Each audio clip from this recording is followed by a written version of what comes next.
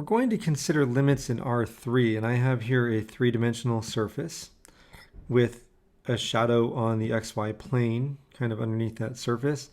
But before we get into R3, let's talk about the two-dimensional case.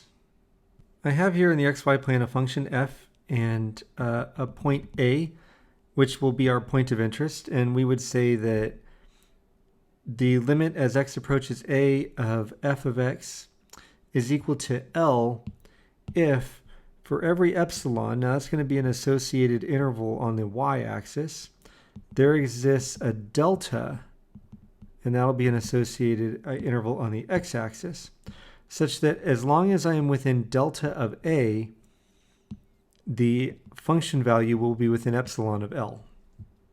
A couple of things here, and they are that when we talk about at a, the delta neighborhood exists to the left and to the right of A.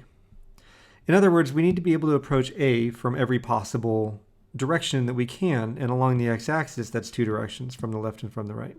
And the statement is, as long as my input is within that band that goes from A minus delta to A plus delta, as long as my inputs are within that region there, then the outputs of the function will be between L minus epsilon and L plus epsilon.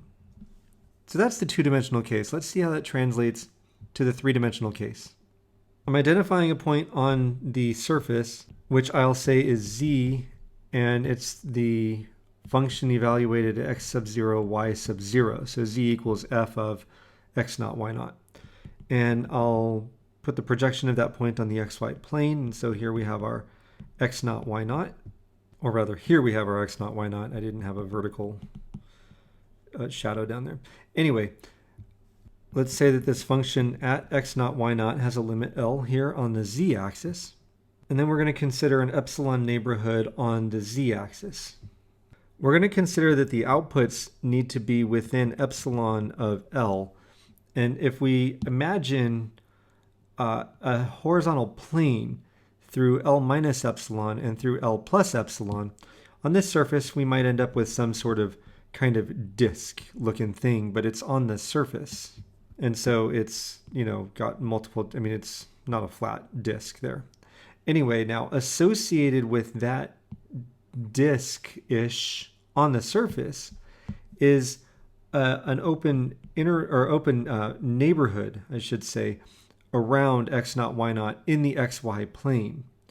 And that neighborhood in the xy plane, say, has a radius of delta. And I had to move that center a little bit because it wasn't actually in the center of the circle. But you get the idea, right? So in the two-dimensional case, as long as x is within delta of a, then f of x will be within epsilon of L. In R3, we're saying if the input, the ordered pair xy, is within delta of x naught, y naught, then the output will be within epsilon of L. And what the definition of a limit says is this will be true for any epsilon greater than 0. Let's formalize this as a definition. Let f be a function of two variables whose domain D includes points arbitrarily close to x naught, y naught.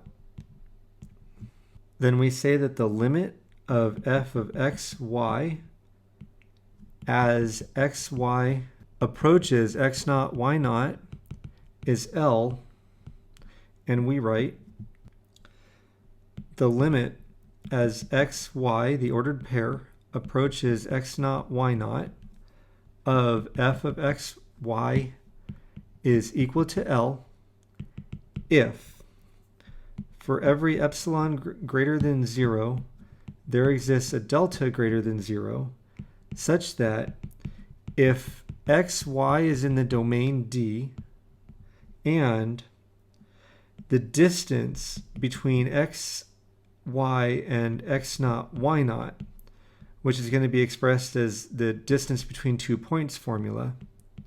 So the square root of the quantity of x minus x naught squared plus y minus y naught, the quantity squared. If that distance is between 0 and delta, then the output value, f of xy minus L, so the difference, I should say, between f of xy and L in absolute value will be less than epsilon. What the heck? Okay, so I used some mathematical shorthand here. The upside down A is for all. The backwards uppercase E is there exists. The backwards curly E is such that. And what we're saying is if for every epsilon we can name, there exists a delta such that as long as I'm within delta of the point of interest, x naught, y naught, then the output will be within epsilon of L, and it can be greater than or less than. That's why we have the absolute values. Again, from our picture, what this means is as long as my input is within this delta disk in the xy plane that has a center at x naught, y naught, then the outputs will vary by no more than epsilon from the limit. If that's true for every epsilon, then L is the limit of f of xy at the point x naught, y naught. All right, enough of all that, but I still need to talk a little bit more. Here we talked about in the R2 case that I need to be able to approach A from the left and from the right. That translates in the R3 case to I need to be able to approach the point x naught, y naught from any possible direction. You see, in the R2 case, the directions, I mean, it's a one-dimensional thing. I can only approach from the right or from the left. But in the R3 case, I can approach a point in R2 along multiple paths. We can use a straight line. It can be a curve.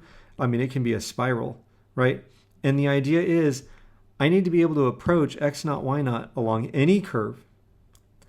And if I do so, I should have the same limit. And those that what I drew down there would translate to basically being, I'm thinking about a cylinder, right? A cylinder that's going through the xy plane through any of these curves. And as I approach the point on the surface, z, which is f of x naught, y naught, as I approach that point on the surface, then I should be approaching the same limit value along every curve.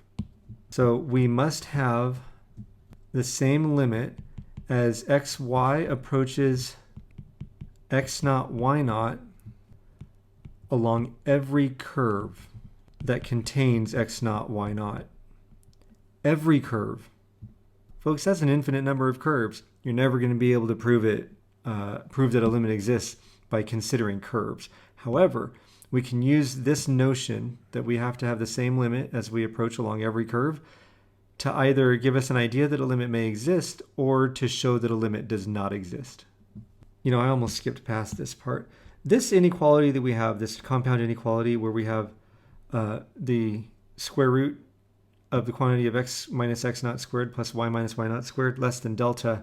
I want to tell you this is it's of course this disk that we see in the xy plane. Formally, it is an open disk in the xy plane with a radius of delta and a center of the point of interest x naught, y naught. Now for this business of multiple paths, let's look at some strategies.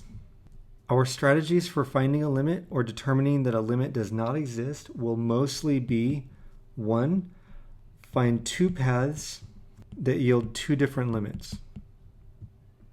If we can do that, we say the limit does not exist and we're done.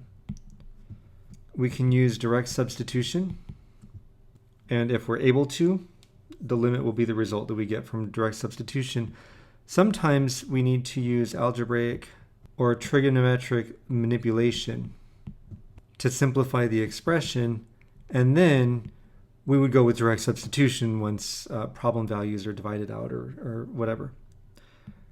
I know, very formal, right? Whatever. Anyway, the third one is if I'm not able to use direct substitution and I can't simplify algebraically or trigonometrically, then I start to consider limits along multiple paths. If multiple paths yield the same limit, then we apply either the squeeze theorem or the limit definition. And I'll tell you what, I'm more likely to use the squeeze theorem myself. Just as a reminder, the squeeze theorem says, for R2 anyway, if I have three functions, f, g, and h, and they are ordered such that f of x is less than or equal to g of x, which is less than or equal to h of x, near A, except possibly at A, and if the limit as x approaches a of f of x equals the limit as x approaches a of of h of x, and we'll call that limit L, then let's pause for a moment. What we're saying is the limit of f and h are the same, and f is less than or equal to g, which is less than or equal to h. If g is between two functions, f and h, and f and h have the same limit L as x approaches a, then the limit as x approaches a of g of x is equal to L.